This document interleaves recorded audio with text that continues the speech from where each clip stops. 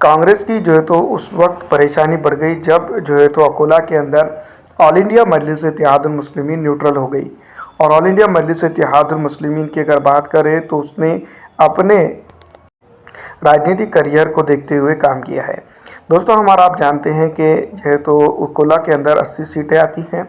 80 सीटों में से 41 सीटों वाला महापौर बनाता है और उसी के साथ सत्तारूढ़ ही जो है तो उपमहापौर बनाता है।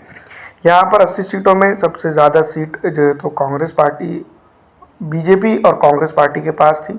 38 सीटें बीजेपी के तो 21 सीटें कांग्रेस पार्टी के पास थी। 3 सीटें जो है तो मैं आपको बता दूं कि ऑल इंडिया मजलिस इत्तेहादुल मुस्लिमीन के पास है। 1 सीट शिवसेना शिंदे गठ के पास और 1 सीट जो है तो अजीत पवार की पार्टी के पास। 3 सीटें जो है तो शरद पवार के पास है। वंचित बहुजन अघाड़ी के पास भी 5 सीटें हैं। उद्धव ठाकरे के पास 6 सीटें। तो इनका तीनों चारों का गणित जो है तो 35 सीटों का आता है और इनका पूरों का मिलाकर गणित 40 सीटों का आता है।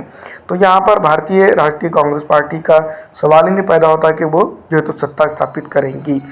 दूसरी तरफ अगर वो शिवसेना एकनाथ शिंदे और एनसीपी को भी लाती तो भी वो इस इलाके के अंदर जो है तो सत्ता स्थापित एमआईएम के बगैर नहीं कर सकती है। अब हम बात करते हैं जहाँ पर जो है तो जो दूसरे 5 सीट ऐसी भी हैं एमआईएम को और मिलाकर 3 सीट एमआईएम की और 2 सीट अदर जो कोला जो है तो विकास अघाड़ी जिसको हम कहेंगे वो भी न्यूट्रल रहे हैं।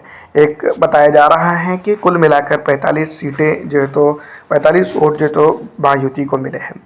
लेकिन दोस्तों यहाँ पर मेन बात ये है कि महापौर जो है तो बीजेपी का बनना तय था क्योंकि उनके पास 38 सीटें थी।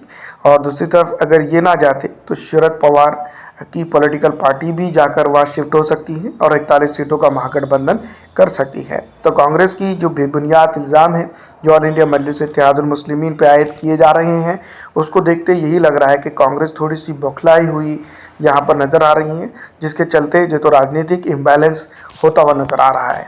फिलहाल दोस्तों इसी तरह से अगर देखा जाए तो भारतीय राष्ट्रीय कांग्रेस पार्टी को खुद सोचने की ज़रूरत है कि क्या वो इस इलाके में कर रही है। फिलहाल दोस्तों इस वीडियो में इतना ही। अच्छी लगने पर लाइक और ज़्यादा से ज़्यादा दोस्तों तक शेयर कर दीजिएगा।